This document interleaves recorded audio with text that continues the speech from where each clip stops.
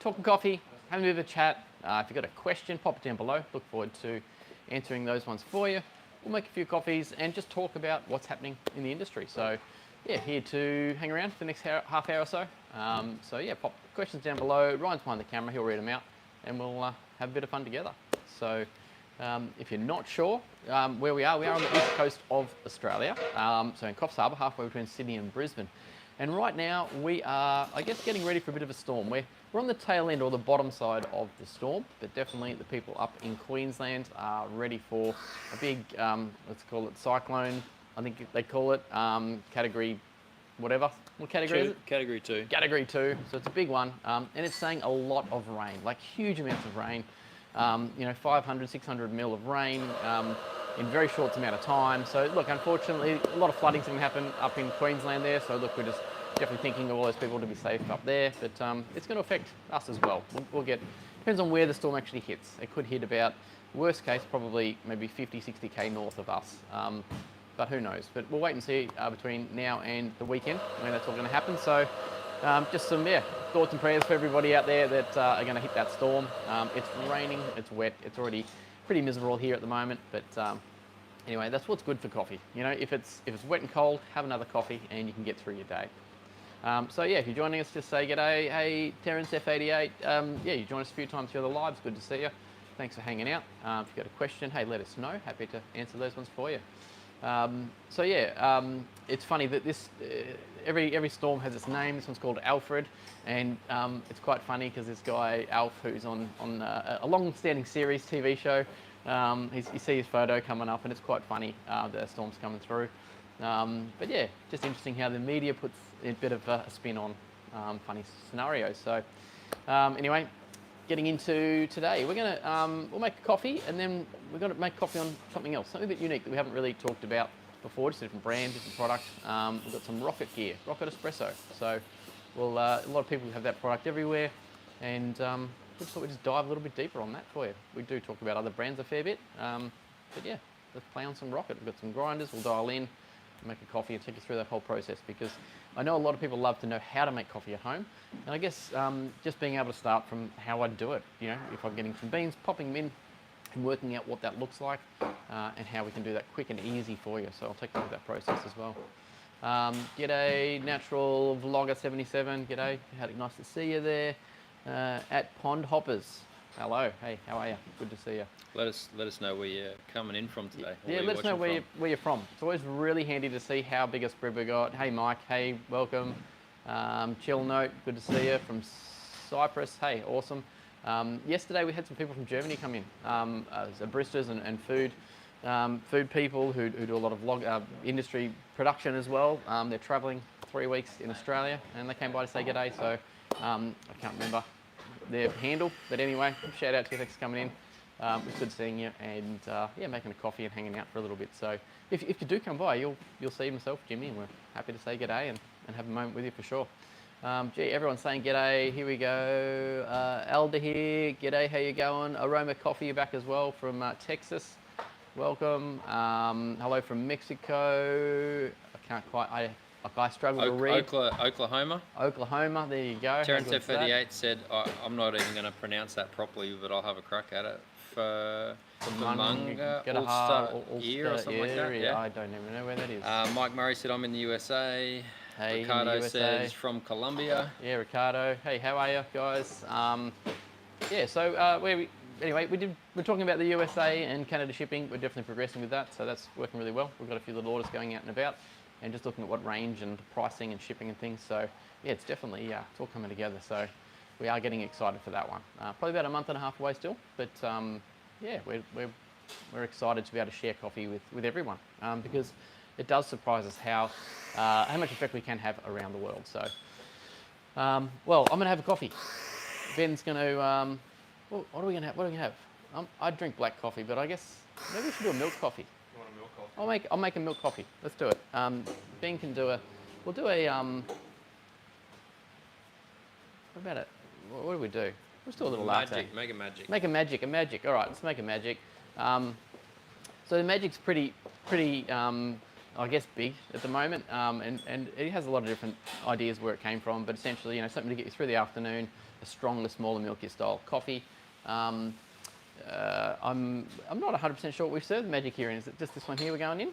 Yeah, but less milk. Yeah, less milk, strong, basically stronger shotted little coffee. So if you had an 8-ounce cup, you might low tide that or 3/4 fill it. But yeah, good double shot, double ristretto, something like that, just to really give a lot of intensity into that one. But this is the little 180, 190 ml cup, I think. So we have our black coffees in this a lot and sort of fill them up to about here. I keep it a little bit low. So we'll do one of those for you. You want to get a double shot going on there. Ben, say hello, Ben. You do double, How are you? double shot or double riz in there, mate? You can, I guess. I think you do a double riz. Yeah, do a double riz, just it's strong and small and Yeah. milky, really. So we'll do a double riz in this one.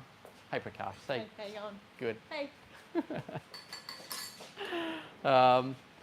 So we'll get some milk going. Do you want to just grab another bottle of milk out from under there, mate? So Ben, what's our dose? Our dose, 22.5. Beautiful. And what coffee are we using today? Champion. Okay. What's in our champion blend? Our champion blend. Yeah. What beans are in there? Beans. So Guatemala, Colombia. Yep. And from then,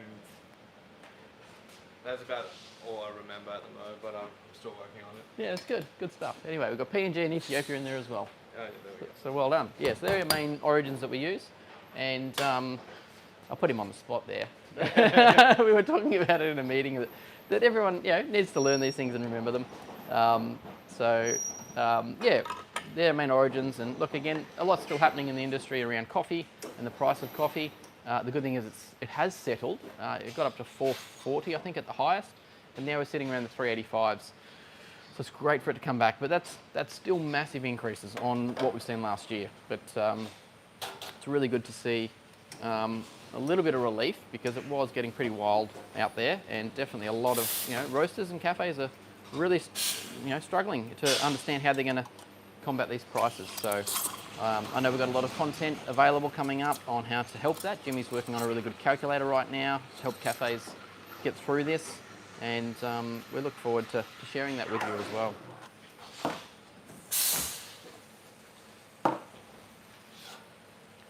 All right. So got our silky milk there. Oh, look, the milk fireworks. Just give it a bit of tap. You can put your hand over it, and then you get them on your hand like that. So that's just when you get the different crackle. If you get a big crackle or a small crackle, essentially you get bubbles. But the best way to look at your milk is swirl it around the edges. And if you can't see any bubbles, that one looks really silky and glossy. You've got beautiful milk. So there's a little tip. Remember, swirl your espresso, swirl your milk, and get a canvas base in there, low, get a bit of foam in there, and then stop if you need to, and then you can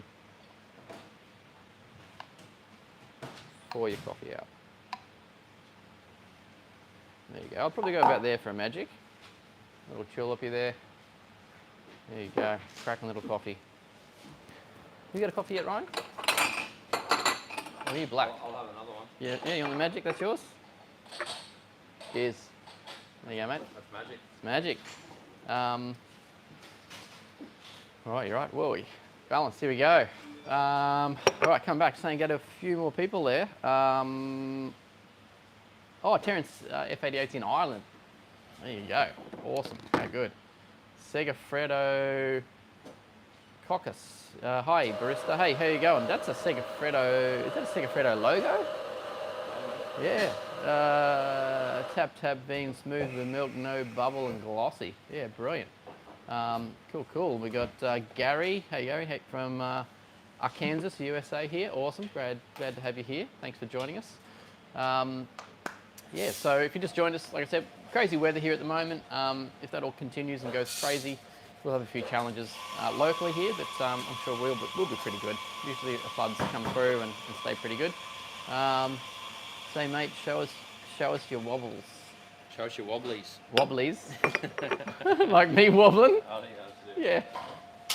Oh, look, I can know that I am definitely not going to be a latte art champion right now. My motor skills as I grow older are definitely reducing, and you know what? Just deal with it. Go with it. Go with the flow. A latte with me is €3 for a 12-ounce cup. €3 for a 12-ounce cup. What's that going to be? Like $8.50 for a 12-ounce? Yeah, it's up there. That's sort of where we need to be.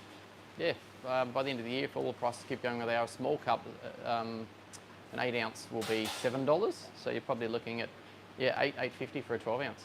We keep hearing that Australia is so cheap for coffee compared to the rest of the world, and that's something we need to shift. So, but I guess maybe that's all got lots of volume. So is the volume going to be reduced because the cost goes up too much? I'm not sure. €3 is equivalent to $5.09 Australian. $5.09. Okay, well that's cheap. That's cheap for sure for a 12-ounce. We're sitting at $6 right now. So there you go. Segafredo Indonesia. Hey, welcome. There you go. A bit of cross brand promotion there.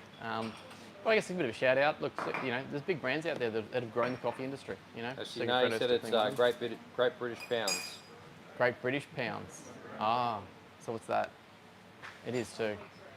When I look at that tiny little symbol on the screen there. $6.13.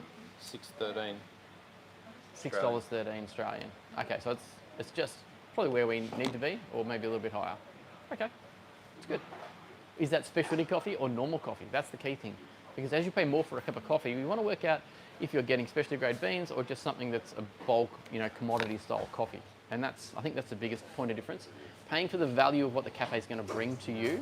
Have they got a great experience? Do they know what they're talking about? Is it a friendly, warm environment that you want to hang out with your friends and enjoy?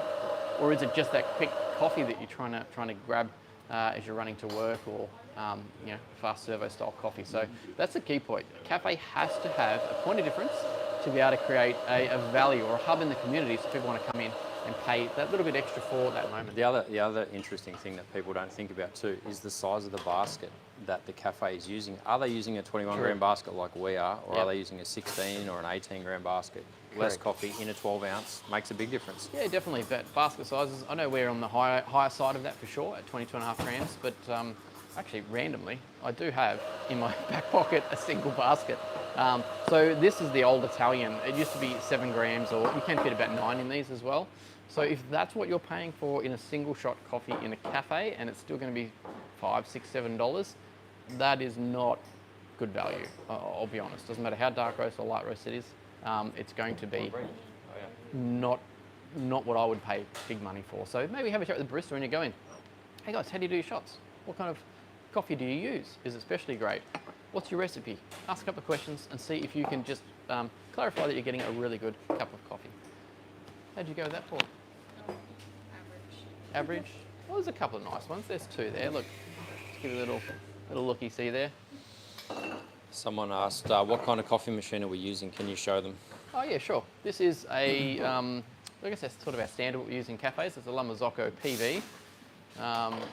PB is Piero Bambi. So all the machines are basically named after people in the Marzocco families, or the KB is Ken Backey, who actually had a lot to do with the integration of Marzocco into the USA. So he got a machine named after him. Beautiful machine too. But here it is there. The key thing about that, dual boiler. So you've got one for steam and hot water, and then you've got one for the front brew groups. And you can change the temperature of the groups here as well.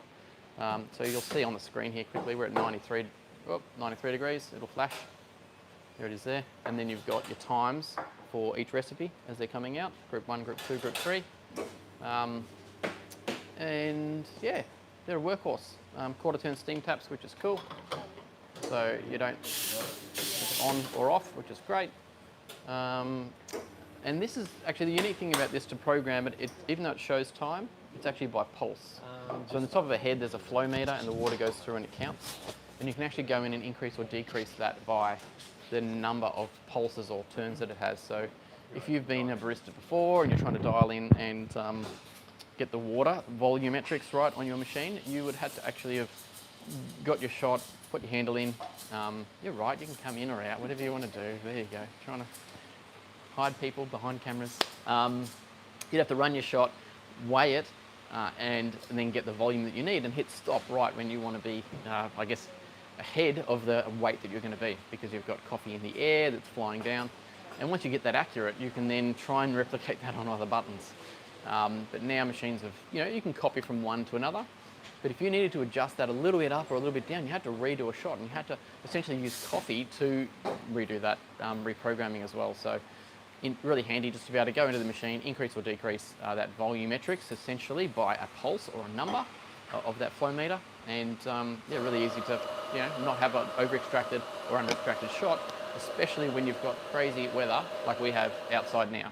It's wet, cold, humidity's changing. They all affect your beam in your hopper there. So there you go. Hopefully that helps you know a bit of that machine. Had a question there about the KB90. What do you think of its locking mechanism? Must be the straight in porta filters. Yeah, look, it's cool. They're definitely a good thing. They're easier on the hands, easier on the barista. Now that they've been out for a little bit, there's some things that, there's higher costs in the servicings of them. They're not for an average cafe. I think you need to be respectful of the equipment and the understanding of what you're getting. So it is a specialty style machine. You do need to clean them better. You do need to look after them. So there's a lot of key things there. But definitely, they're a great product. The auto steam is great because it can steam out after you remove the handle. So some great features there that will make your machine cleaner with the purging. But how the whole piston comes down and seals rather than you're not really pulling up to seal. The piston comes down to seal on the group head, group handle, I should say. So it's a little bit different rather than you yanking it. And from someone who's been behind machine for many years now, and you do get RSI, there's no doubt about it. So some great things like that are going to help us have our lovely baristas, do this for a lot longer time and not hurt themselves. Right. Interesting question. What's the biggest bean you've ever seen? Oh yeah, I had some Indonesian, I think they called them elephant beans, but they were so big that when you have your burrs set together, it couldn't catch them. So no matter how big it went and you ground it, the gap at the end of the flat burr was just so far apart that you almost needed to catch it and re-grind it again. They just don't get caught on the inside of those burrs to be able to push through the cutting blades. So yeah, they're big though. At the moment we don't have anything really big. Sometimes you just find a really big one in one of your the roast, which is pretty cool. But yeah, that's probably the biggest I've had. What do I think? What's the biggest bean I've ever seen? Yeah. I think there's a question there about water. So, does your machine need proper water to produce good espresso? Yeah, definitely. Water's the biggest thing. It makes up so much of the espresso. Good filtered water, making sure the pH is right, the acidity levels aren't out of whack as well, and then the TDS, or the actual what minerals are in that water. So somewhere between 70 to 80s, I think parts per million is the right numbers. So if you go back to zero water and then you put in a distilled water and then you put in a satchel, that's kind of where you're going to be. I know our tap water here is something like 167 parts per million, so it's quite a lot in it. By the time we filter it all down and get it back to something reasonable, that will affect how many molecules or other parts of coffee as the water goes through attach to it, and then take out the best solubles for coffee and flavour. So, do you want to make a coffee on the Rocket? Let's make a coffee on the Rocket.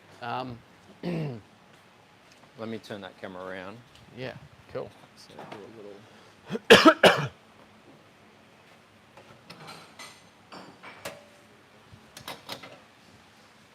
So, oh, pardon me. Got a frog in my throat. Need some water? Yeah, actually, I've got it here, yeah. Oh. Talking about frogs, with all this wet weather, we have these massive green tree frogs. They are this big in the body, and they always come out around these times. And you see them on our windows, and they're very cool. They weren't cool when they laid all of their eggs in my pool, and the whole pool was covered in black little balls. That was interesting. I don't think I can save them all, unfortunately, but cool. So what have we got here? I've got the Faustino 3.1 grinder, and we have the Rocket Appartamento TCA. So this is the new model of the Rocket there, and then we've got the Rocket Chronometro R. So just a couple different models. That's got your rotary pump in it. Essentially, they both have the 1.8 litre HX style boilers in them. They both have your water tanks on them. You can plumb with a rotary pump. This has a vibration pump, so you can't plumb it in. But then this is their new design. So you've got some really great features, really great looking, finishes on the rear, beautiful logos on the back. You can pick the outside colours, and you've got your inside inserts there you can change. A new unique sort of handle that they have. So that's so far only available on the TCA model, and it does allow you to have the bigger baskets. Maybe it doesn't. Maybe it doesn't. I'll have to check that. No, so it does have, a smaller, the larger basket there. You won't be able to fit a triple with that little angle. It looks like it. So it comes with a great pack, a few little accessories, cleaning brushes, tamper, things like that. And in this one, you can actually change the temperature of the rear boiler. You basically have to go into program mode with this little light, and you do that by lifting up and closing down that lever multiple times to reset it to 4 different levels of temperature for the rear boiler. Essentially, that's reducing your steam as well. You've got cool touch wands, which is great, so that's always nice and safe. And really nice just aesthetic feels on those on the grinder there. On the steam and hot water taps. On the grinder, you've got a 50mm burr set in there, stainless steel burr set, rear grind adjustment on the back, which is stepless, so you can really dial that in to a very fine grind that you need to. And then you've got a couple of button settings which you can program in to have for your pre-doses. And you can see in there, that's what it looks like on the inside. So yeah, you've got a big dosing funnel, grind comes out, and there is a couple of little, I might not be able to see, but in there's some anti-static little things right up in that little hole there to help with those grinds. So normally that's actually locked in, but I thought that was handy to show you inside that grinder. So we did, there's full videos on these ones if you want to see them, but let's make a coffee. So I'll keep that handle just hot for the moment. It needs to be hot, clean and dry, and with any HX you do want to flush, okay? You want to get the water coming through that HX so you don't get some hot spots, because the pipe is going through hot water and through steam, so you want to make sure that you can flush them there, which is cool. But essentially we're going to have a standard recipe, a standard dose. Now in this basket here, it's 19.5 grams. So if you've got this double basket, which has a little slight edge in it, 19.5 grams of freshly roasted, good aged coffee is what we would recommend. So if you just get your scale, tear off your dosing pot, and I just use the manual button or any button to make it grind at the moment, because we're not really worrying about the time. We're worrying about the grind size and the weight that we're going to have. Now, if we're going to try and set up a grinder, we want it to just start to clump. You can see that in there, they're not really clumpy, but just starting to. So we'll give that a bit of a weight. All right, we've got 10 grams. So we'll get ourselves the extra that we need. Someone had a question, are you using all Arabica there, Luke?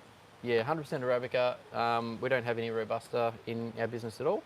And this is the blend that Ben was talking about before, Ethiopian, Colombian, Guatemala, PNG. So I'm just going to get myself a little bit more now. And this is roasted at 22.5% development from first crack, so it's not a super dark roasted coffee. Well, there you go, 19.8, so close. So I'll just smidge off just a little bit. 19.5 is the goal there for us. 19.7. Oh, gee whiz, need to get rid of a little bit more out of there. Oy. 19.4, one under, that'll do us. All right, so this is how we dial in, okay? If you had a set button there, and that one was around 20 seconds, and if I knew now that it took me 18 seconds to get it, I could go back and reduce that time if I'm happy with the shot. But essentially now, I just want to keep working through the process, see what the grind is actually affecting the time of the extraction, and we can go from there. So we'll pop in our coffee here. Now we're going to use, we've got the little Rocket dosing funnel, so pop that on there as well. Now if you're going to use a WDT, it's awesome. Like it will basically, like sifting your flour when you're doing any baking, it's going to start to relayer basically the different variations of grind particle size. So you're going to have super fines, boulders, rocks, all these different types of sizes of grind, and just by resorting them out, the flow of water through here will be far more consistent and more even. Now, you do find that if you don't use WDT, and then you WDT, you have to go a lot finer, because that water is going to flow through more consistently. Okay, so we're going to get that using the very low part, hitting the actual basket, then come up and do the middle, and then you finish off at the top there. So with the little dosing ring on there, just give it one tap after that process, just to get that to fall. Now there is one little thing I just want to grab.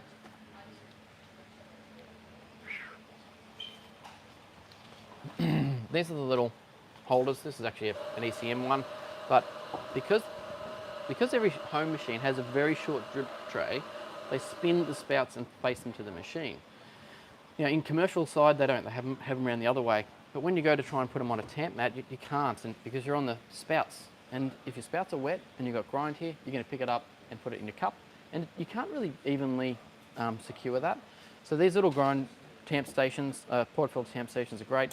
They sit in nicely. I highly recommend them. So you can then use your tamping mechanisms a lot better. Right here, this is the Rocket 2-in-1. It's the leveler and the tamp, the flat tamp. So you can set the adjustment of the depth here of the flat tamp, and also of the actual the leveler as well, of the distributor. So you pop that in and give it a spin clockwise. Okay, so essentially that's polishing it all, and then you can flip it over and then you can tamp that. Now I don't know if you saw that went down a bit more. So the leveler doesn't tamp. You've got to set it at a height that just distributes, not actually puts tamp pressure down. So there we go. We've got our beautiful tamped and leveled coffee puck there. And we want to measure what's coming out this side. I don't have a cup. 1 second.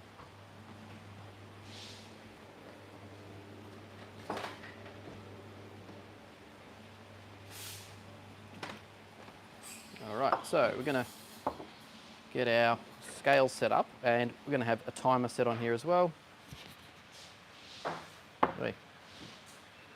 There we go. So just the Acaia scales here, tearing off, so we've got our glass ready to go. Now we want to get this extraction. We're going to aim for about 26 to 28 seconds for this bed of coffee. So actually, before we go ahead, I want to flush this E61 for sure. Get some water through. It'll become a much more steady temperature. So always flush. Sometimes you can see a burst of steam coming out there, and that's because your heat exchange may be actually empty, and essentially it's just steam in a tube. So filling it with water is the best way to do that. Pop in our group handle. Make sure nothing's touching the back here. Give that another tear off, and we're going to start our timer and we're going to brew. So I'm going to start. I'm going to come off to the middle here, just a little bit of pre-infusion, and then go back and finish the extraction. We want to be about 6-7 seconds before that starts to come out. There you go, that was about 11 seconds, but look at that, thick, rich. That is pretty good for a first shot, I'll be honest. So we're going to go to 2 for 1, so 36 grams is where we want to be.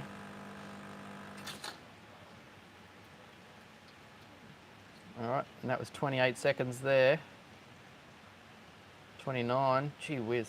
Pretty close. Hey, it's like I've done that before. I am not kidding, that is the first shot I've done on this machine. Look, if you can do that, good on you. I'll give you a job for training if you can do that every time. That's ideal. That is 100% ideal. We're looking to get that little pre-infusion at the start, to get water on top of that coffee, to expand that puck. I guess I know this coffee very well. I know that that's the grind clumping that I do like and understand what's happening. We won't have got any channeling in that, and you can see that here with this puck. Look how good that is. There's no holes. There was a slight amount of water on the top, which is totally fine. And you can see around the edges just a little bit of an imprint where the coffee has expanded, but it's still just spongy. It's not sloppy. When you push down, the middle gets a bit firm, and you can feel around that it's the same everywhere. So if you feel a spot and it's really soft and sloppy, well, you've got channeling, you've got an issue.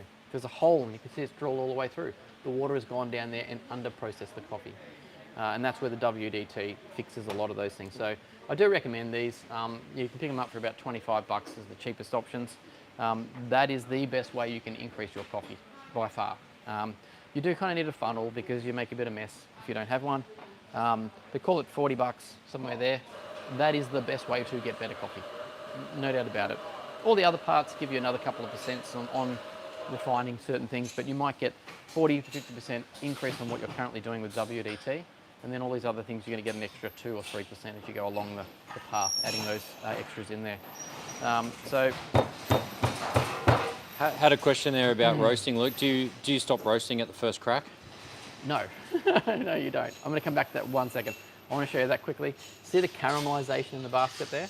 Those little beautiful spots, and it smells amazing. So that's what you want to have happen. You can see that on the bottom of your basket. It's juicy, sweet. That's how you want your shot to end. No, stopping at your first crack is underdeveloping coffee. So you've got to go past your first crack to a point. If you're looking at filter roasting, you would definitely reduce the time after first crack that you want to drop that.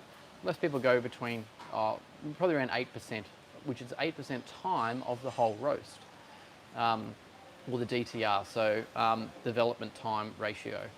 So if you had your first crack hit at 10 minutes and you wanted to be 8% of that, you would go like 50 seconds. I'm trying to work out quick maths here. 50 seconds past there to be 8% of the total time to actually roast that coffee to that degree.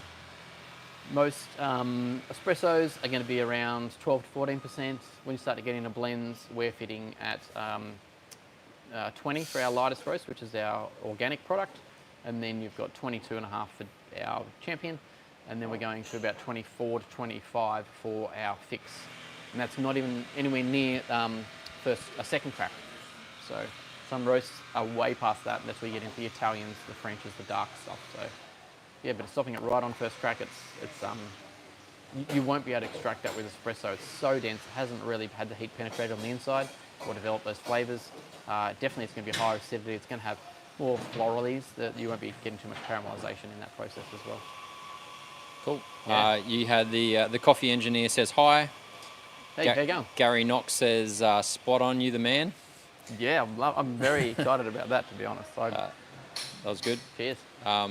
Stefan says, greetings from Stuttgart, Germany. G'day, how you going? Terence F88 back in Ireland says, I have no channeling because of you guys, lol. Oh, beautiful, love it. It's good that he's learned a thing or two from us. The coffee engineer says, if you increase the yield when dialing in espresso for milk drinks, how does that affect the final drink? Increase the yield. So that's just a ratio change. So you can keep it short of it 1 to 1. You can go 2 to 1, which is what we do for our normal or a double shot. If you go to 3 to 1, it's called a lungo. So some coffees need that. Lighter roast coffee can be a bit higher volume in it's gonna Yeah, you might hear the rain. We've got a cyclone just north of us. Yeah, it's coming in. So that's pretty loud, so I apologise. Good old tin roof. Yeah, so there's those different ratios and lengths that you can go, and you play with the coffee. So last week, we probably didn't dive a lot into it, but when Jim was playing with his coffee and trying to dial in for his competitions, he was going, okay, we'll do a standard recipe, 2 to 1, and then you went to 1 to 1, and then you went to 3 to 1. And just to see how much water passing through and the time that takes to increase or decrease the flavour and getting balance, because balance is the key. You can push one way and get a lot of sweetness, but have no acidity. You can go for more acidity, but not have the sweetness. And I think a lot of people, when they taste coffee, they like one part, and balance is actually the key. And being honest about that balance in taste is what I would always search for. It's great to have really fruity, juicy coffees, but if it's only that and you don't get any acidity, it's not balanced. If you only get a light roast coffee that's super acidic and super floral, but there's no sweetness in it, it's not balanced. And then the viscosity or the actual mouthfeel, if it's thin and watery, you're tasting some sweetness and you've got some acidity, but it's very thin. Again, it's not balanced. So trying to get that roast profile to match on all of those is the key to roasting good coffee. Got a comment here. I feel like I'm constantly getting bad pucks no matter what I do. I always get a mushy puck and my grinder is at its finest setting. I've tried all the tips and tricks. Yep. Beans is the first thing. What beans are you using? How old are they? Yeah, how old are they? If you have a look at our digital download guide, one of the pages, it talks about the curve of coffee. It's like a graph and it shows how good coffee is. But as soon as you go older, let's say past from roast date from 0 to 7 days, it's going to expand. You have to go a coarser grind. When you hit 7 to sort of 21 days, you can go a bit finer, and that coffee will expand beautifully. Once you start to push out past 25, 30 days, depending on the roast profile, it's not going to expand. So you have to go to a higher dose and try and go finer, and that will help that. So it's probably about the age of your coffee. You know, if you're not using a locally roasted product or don't know the age of it, if you're buying from a supermarket or something, it's a real problem. When people buy these machines from us, any machine, we really want them to do a training session with us, because we value that we can teach you how to make coffee just as I did there. You can go home and then actually make a great coffee. But what I do say to people, and look, yes, there's a benefit to you buying my coffee for the next 3 months or 4 months. But when we sell something online, we give people two month subscriptions coffee, so they can actually practice with the consistency of a product. Because you get a machine, and what happens is people go out and get a machine, you might get your free one bag, and then they go and buy some from the supermarket, and the mate says they love this coffee. So you keep going around and buying all these different coffees, but you haven't actually learned how to dial in coffee and understand the produce, which is the age of the coffee, and how the roast degree changes to adjust extractions. You probably haven't even developed a recipe or understand any of that, and then you're throwing in different products all the time, and it just doesn't work, and you get yourself lost, and it's a really hard place to come back to. And I think that's why we love producing this content, because people have been down a bit of a pathway, and trying to bring them back to something that's consistent, and definitely the coffee age, using the same product for maybe 3 months and really getting to know that and dialing in is a key part before you go exploring coffees. Yeah. Yeah, good. Yeah. She actually said it was fresh. She said brewed, but probably means roasted. 19th of the 2nd. 19th of Feb. All right. Still hard. Yeah. Yeah, increase your dose. You might be having a really big basket and not have enough coffee in there as well. So if you've got the single basket like I showed you before, something like that, you want to fit about 9 grams in it, if it's that single side. This one here, it's 22. Sorry, it's a 18. it's 14. If they call them a 14 or 18 gram basket, but you want 9.5 grams in that one. And then if you've got a straight wall and it's bigger, you go up to 22.5 grams dose. Cool. Gary Knox says, do you wholesale your roast to other coffee companies? No, we do. Cafes. Oh, cafes. Well, I guess yeah. Yeah, we roast for cafes, definitely. We do unbranded products, so you can have your own roast from us, and you can sell it as whatever you like. It's called contract roasting, so we do that. And yeah, we've got some cool things happening at the moment. Oh. She actually said she's using a pressurized basket. So you roast, you're grinding coffee and then using a pressurized basket. Get rid of your pressurized basket. Ditch that. Your grind adjustments aren't having any effect on what you're doing, because the only thing about a pressurized basket is on the bottom of it. If you have a look, I've got one. Hang on.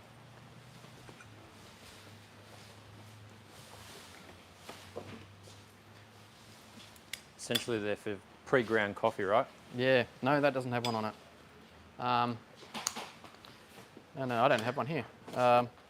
Okay, so a pressurized basket only has, we'll try and find one for you, but a normal coffee basket has holes here and holes here on both sides, and it allows it to go through. So if you hold it up to a light, you can see all of those holes.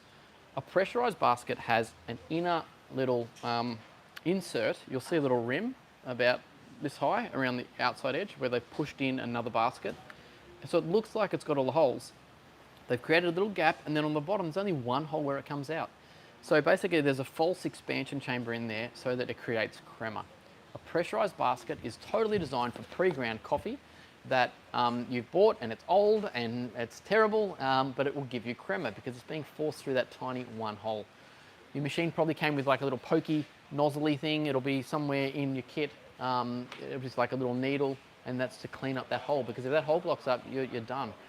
So because there's a back pressure in there, you've basically got coffee going in, it's all sloppy, the coffee's floating around, and that's why it's sloppy. So go to your box where you bought your machine, find the basket that has all the holes that go straight through it, pack that, and your whole world's going to change.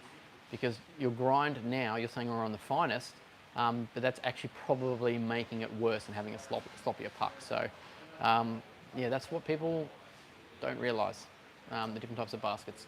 We do talk about that a lot, but that message is still struggling to get in there. So I think we're going to have to really nail that videos a little bit more and keep communicating that message so people don't get caught on that, because yeah, it's a tricky one to have for sure.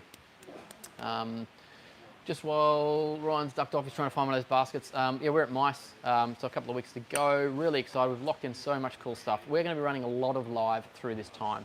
So we've got slots running. The times are from 10 o'clock our time through till 5 o'clock for the show. It's the 20th, the 21st and 22nd of March. So it's a Thursday, Friday, Saturday. We'll be running heaps of live. So we'll be on the Marzocco stand to start on the Thursday morning, talking about the Swan grinder there, which is a really cool grinder. Then we're going to be going to the guys at Pargo. We'll go and see them with their stand and their cool cups and their mission to provide filters throughout the throughout impoverished countries, which is great. Then we're going to be on the Lilite and Barazza stands. So if you've got a Lilite or Barazza, that's going to happen on the Thursday and the Friday.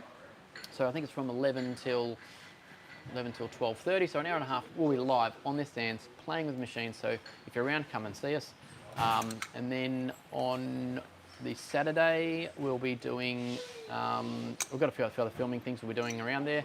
But the Saturday, we'll be doing some more content around just some partnerships we have with some other sports people. So we'll release that as well. But we will release the calendar. If you're there, come and say g'day. You know, get a selfie photo. Love to see you. Love to see what you're doing with coffee and how we can say g'day. The Saturday is the public day. We're only going to be up there till lunchtime. But this here, just Brian's given us this one. This is what it looks like. If you can see there on this inside edge, there's that extra little basket. It's been pressed in. And as much as they look like holes, there's only one of those holes that actually allows the water to come out. You see it in that top corner there, that's your hole. Yep. Squirts out there. Yep. Makes it look like you're getting crema. Yeah, correct. It's like just spraying coffee into there. Crema is aeration, basically. So you can do that by having one little hole. When you've got all the holes, you've got to get the grind right to get the back pressure to make that come through. So give that a crack. Yeah. Cool. Do you want to mention about that prize that people can win? Definitely, yeah. Rocket is doing an amazing promotion between now and the end of June. If you buy any Rocket machine, you go in the draw to win a Faustino grinder, which is awesome. So they're giving one away every month. One every month, yeah. I think today they're actually telling you who won last month, so we'll put that up.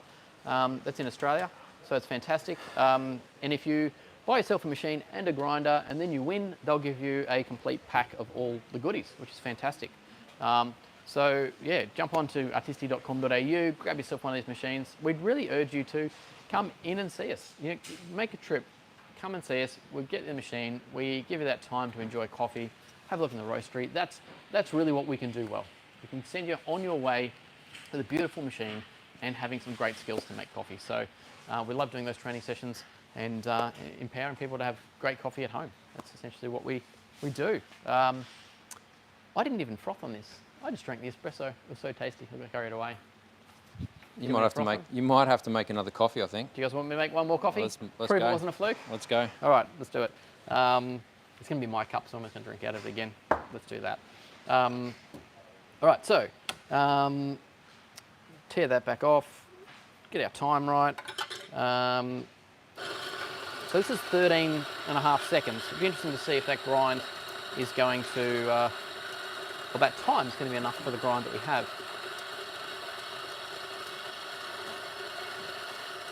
So I'll be able to explain that if this is better.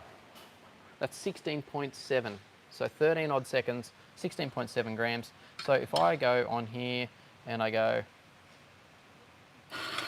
1, 2, okay, so let's call another 2 seconds.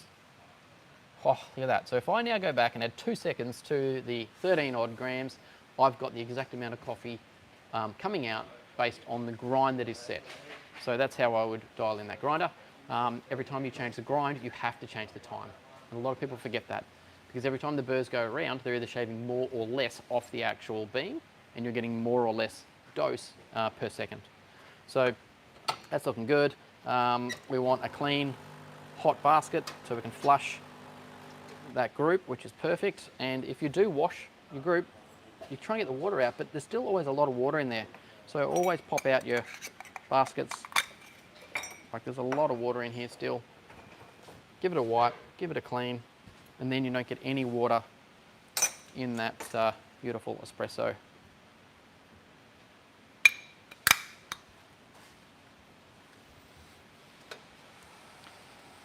Now I'm going to give you a little bit of a vulnerable moment here. When I'm tired, it sounds like I say espresso, and I'm sorry. I got picked up that on a few videos. Espresso, it's an S. So yeah, just putting that, putting that one out there. I get a little embarrassed when I realise it sounds like that. Same as the least path of resistance, right? At least path of resistance. Hey, nothing like live. Nothing like live to mess it up. There you go, WDT. So round and round and rounds, going around the outside here. Again, these WDTs, if you just join us, are fantastic. Get yourself one. Anywhere you can get your hands on them, they're great. We're doing the bottom layer, touching the basket, then we're coming up to the middle. And you can see how much we can actually raise that up. And then we're going to finish it just around the top. A little bit of Zen garden sort of work there. So the better you can do that, the better it is. Finer needles, spread apart are the ones to buy. And then one tap. There you go, flat and level. Again, because of these spouts, these little holders are fantastic. We've got our leveler, pop it in, spin it. That distributes the coffee, flip it over, and then you tamp. And look, a polish is fine after you tamp, it just moves a few grinds around. A little bit of a clean up. You don't want to put any of this grind into your machine. Another flush is the way to go. Wipe your tray. Can you do it again, Luke? On the money? Let's do it, let's do it. I got this. All right, so we're gonna go time. Oh, time's not starting. Ah, the timer's not starting. There's a wet blob on there. There we go. Got it with a cloth. Anyways, we're a bit out on time. So, 36 grams. What we're going for.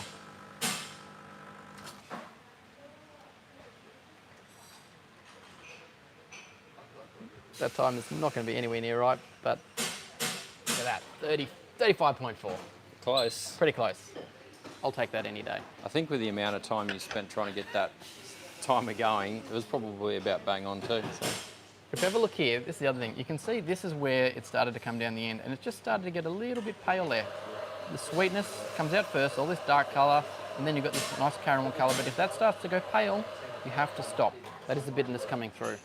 So visually, we talk about that in a lot of videos. Definitely have a look at those, but you want to stop at that point. Get yourself your milk. We want to purge, get the water into the tray, nice and safe. That's sort of in my way there, a smidge. Actually, I'll show you that shot, that puck. Look at that, no holes, no channeling. A little bit of a spring, the seal expansion there, but just soft and spongy, an absolute treat. And yeah, just another little bit of caramelization going on in the middle there. So that's what, oh, smell that. That's sweetness. That's what you want to taste in your cup. So if you've got a dirty handle and it smells really bitter and terrible, it's not the way to go for sure. And there you go. Look at that. Just a few little coffee grinds in your milk. Oh, awesome. Love it. All right, get it spinning. Lower it down to get the hiss. Keep this jug flat and level. You can see this is locked in on the spout. Getting that constant hiss, spinning it. It's now getting warm, and I've got enough froth, so I'm lifted up to keep it spinning until it's too hot to touch. 1, 2, 3. Whee! Turn it off. Squirt to get the water out of the steam wand. Definitely worthwhile. And while you're doing that, just put your milk down. Let it rest. It's now coming up to the top of, the foam's coming to the top of the cup. And you can see that this looks a little bit matte. Okay, give it a tap. Gets your bubbles out. Then when you swirl it back, then it comes back to that beautiful gloss. You can see that there. And have a look up the side of the jug and you'll see that there's not much variation in the bubbles there. Got our espresso, swirl, swirl, swirl, swirl, swirl, swirl. Tilt your cup as far as you can. Pour into the deep valley of the liquid, not down the edge of the cup. Pour a bit faster than you think, get in there. get around the cup. You can stop if you need to, and then you can start to pour. And push forward, push forward, push forward, push forward. Don't get too greedy. And try and put another heart in there, which I always do. So stopping a bit early allows you to do that. And if you're going to drink from the bottom of a pattern. If you come in and have a look here, because of the reaction that we've got, it's sucking the espresso out around and then pushing it back in. So you can see this intensity right here. So don't drink from here unless you really want the espresso taste. Here's the best place because you're getting a little bit of the espresso crema foam, and all the way through. So the pattern does have a lot to do with taste. If you're making coffees for people, don't put, takeaway, don't put the sipper here. You want it to be at this end. It'll be a lot tastier, a lot juicier. And just underfill your takeaway just a little bit. Don't let the pattern hit the top. It's all that beautiful taste and the creaminess and the texture, and you've just spent all the time making it for a person, and then you've stuck it to the lid, and then all they're drinking is the thin liquid underneath, which is not a good experience. It doesn't give you that texture that people want to have in that first sip. So there you go. Latte, bit of a tulip, pretty tasty. On the Rocket On the Rocket TCA. Yeah, TCA. I'm just going to have another look at that machine because it's a nice little machine. I like it. It is. They've done a really great job on the look and the feel of those.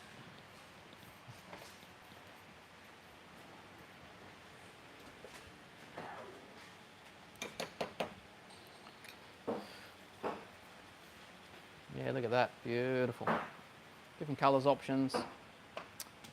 Yeah. Any other questions? I think that's about it, mate. There's no other questions coming up, so cool. Thanks Awesome. for joining us. Yeah, thanks very much, everyone. Hope you enjoyed that one. Like I said, we'll be there at MICE. We'll release our program. Yep, where we are. Come say good day. Love to see you, meet you. And yeah, look forward to chatting to you next time. This week's video, what do you got coming out, Ryan? Tomorrow night? It's your grinder maintenance one, or basically how that impacts the flavour of your espresso. So it's important to basically maintain your grinder. Maintain your grinder. There you go. Yeah. A couple of good tips there. Actually, I used the Faustino 3.1 grinder in that video. So yeah, that's why someone there just said take the sticker off the group head. Oh no, I'll tell you a story about that. They get really, really hot, and those stickers do stay on there, obviously because we're selling them, but they are just so hot.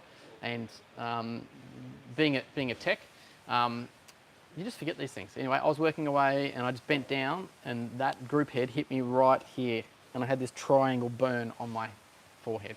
So they are hot, and I think just recommend that for everybody. If you've got kids or whatever, just be aware of those ones. Safety first. But so read the sticker and stay safe, people. That's it. It's hot. It's hot. Yeah. Especially that, because it is that heat exchange head as well. It does get some hot spots going where the steam is. So yeah, but if you've got a dual boiler or a saturated style group, any of those heads will probably be a bit less because they'll be set to the water temp of around 92, 93s, not 122, which is where steam's generated. So yeah, be safe. Anyway, thanks very much for joining us. I hope you enjoyed it. Yeah, watch this week's video, give us a comment. If you haven't yet, subscribe, please. We really appreciate it. Share this stuff with people that you know that might need some help in making coffee as well. Back to the pressurised basket. Pressurised basket, yeah. The person that was having the issue said, thank you so much for answering my question. You solved a lot of frustration for me and my dad. So yeah, it's glad to hear that helped. Great. There is a YouTube video on that, particularly around pressurised baskets and knots. So go and have a look at it. We'll go in more depth on that one. But we've got over 600 videos now, so just jump in our YouTube channel, in the search part of our channel, type in what you're after, and you'll see there's so much content there for you to really help understand all those things. Cool. Thanks very much, everyone. Have a great day. Enjoy a great coffee. Cheers. Bye.